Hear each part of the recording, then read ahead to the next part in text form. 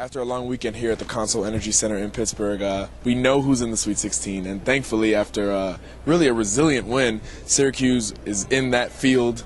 Last 16 teams left on the road to New Orleans, of course. They defeated Kansas State today 75-59, and really a tale of two halves, and specifically with Scoop Jardine. Well, once again, Deion Waiters able to keep SU in it in the first half, and in the second half, Scoop Jardine was on. He knew he could get penetration, knew he could get to the rim, and did so, hit some key jumpers from the outside. His defenders kind of backed off a little bit, and then was able to get some nice scoop passes, no pun intended. Yeah. Nice underhand scoop passes to Rock Christmas. He had a couple nice finishes at the rim. It makes all the world of difference when you have a guy you trust inside to catch and finish. Raheem Christmas did that. Scoop Jardine got inside. Deion Waiters got inside. Opened up for things for James Sutherland, who hit another big three. Was big on the offensive glass. Syracuse really the rebounding was what really changed that second half. Syracuse comes out, gets out-rebounded. I think it was 28-16 in the first half. Yeah, it was bad. And then won the rebounding battle 16-14 in the second. So really able to turn around the rebounding, which kind of changed everything else. When you don't have to defend for as long, your offense is going to be crisper.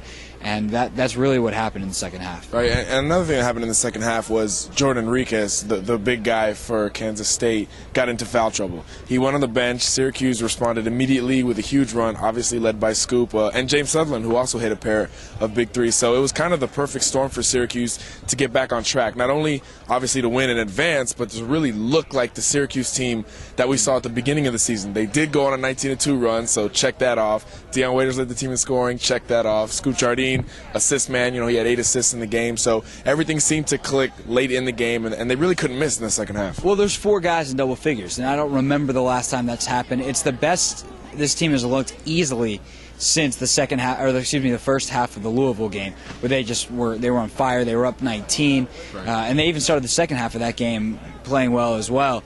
But they had it all going today. If this team is going to play like this, there's maybe one team, Kentucky, who can beat them. It's that simple. They've got the balance they had. Their defense was absolutely smothering, forcing turnovers that we talked about.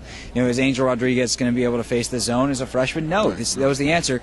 Early, yes, but then eventually he couldn't get his team consistently into the offense they wanted. Rodney Magruder was very good. I mean, he also, another factor in this game was him having to go out for a stretch. Right. He wasn't as effective when he came back, rolled his ankle. But with Rodriguez, 4 turnovers. You can't have that out of your point guard and expect to win, especially when he didn't play that many minutes. So that was a huge factor. And also, it's got to be mentioned too, Jamar Samuels, right. You find out literally, I guess, 20 minutes before game times when we found out right. that he wasn't going to play, some eligibility issue, not really sure what's going on there, but he didn't play. That was a factor. It's one less big inside. And when Jordan Enriquez went out of this game, Syracuse was able to get to the rack. They were still able to get to it with him in, but able to get to it even easier. So those were all factors in this game today. Yeah. And maybe the biggest factor is something that we knew coming into the game, that, hey, Kansas State plays man-to-man defense. Mm-hmm. Yes, they are very good at it. Yes, they beat Kansas with it, but they're a man-to-man team. So Syracuse, Scoop said after the game, we saw that it was man-to-man and our eyes lit up, because what have they faced the last 2 games? Zone. Yeah. UNC Asheville flustering them with the zone. Cincinnati defeated them with the zone in Madison Square Garden, of course, along with some pretty hot shooting.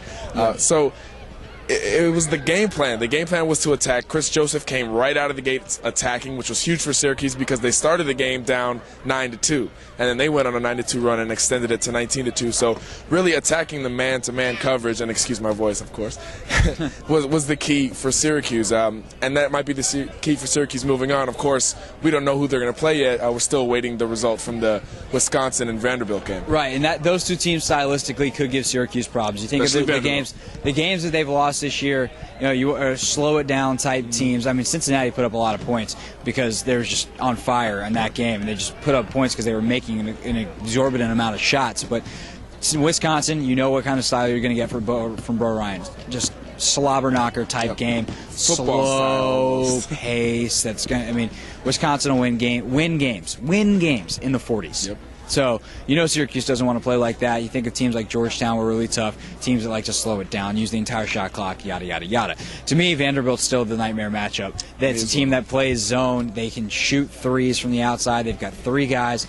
If you're hearing Tinsley, Jenkins, and Taylor, mainly Jenkins. That's bad. Yeah. That's bad. Those are the three guys that can really stroke it from three for them. They've got senior guards in Tinsley. Where would Syracuse struggle? They struggle with a senior-laden team, UNC Asheville, that wasn't at all flustered by this zone. Right. Well, Brad Tinsley isn't going to be flustered at all as the point guard for Vanderbilt, and he's got experienced guys around him, not to mention Festus Ezeli, a big dude inside. Right. That, Rock Christmas played really well today, but Rock Christmas is going to look small next to Festus Ezeli. Yeah, and Rock Christmas is a key to this team. We've seen, he played 35-plus minutes today. He's getting that spot. He's getting that shot, more importantly, to be the center and have Baikita be the backup. Going into this Fab Melo situation, we didn't know if it was going to be a 50-50 thing, what kind of a leash Rock would be on, but we know it's a long leash. He had fouls, he had mistakes, but they were aggressive mistakes. These last two games, he's arguably been the most consistent player on both sides of the court, really, and he's actually picked up the rebounding as well. So anytime that combination kind of works out, you have to feel good heading into the matchup, although obviously Vanderbilt or Wisconsin, they have big men that can deal with him. Oh, it's amazing how much more comfortable he is playing that center position. If I would have told you a Syracuse center was going to have 8 points, 11 rebounds, and 3 blocks, you would have said, all right, sign me up. That's what Fab's. That's better than Fab's averages on the year. Right. Just slightly below on the blocks. I think he's about 3.2. It's about his scoring average and better than his rebounding average. So he did a great job, and specifically in the second half, pulling down everything in his area. Really, there's not really much more to say about it. He plays really ridiculously hard. He's becoming way more comfortable, and the numbers show it. And then Baikita comes in and gets a couple of blocks, a couple of rebounds, really all you can ask for from him. So the bigs are certainly doing their part to try to replace Fab Melo. Obviously, he's a defensive player of the year. You're not going to replace him fully, but they're doing their part, so we'll have to see how it is going forward in the Sweet 16. Again, Syracuse will play the winner of the Vanderbilt-Wisconsin game. We won't know until later tonight, but we'll definitely let you know. But otherwise, we'll see you in Boston.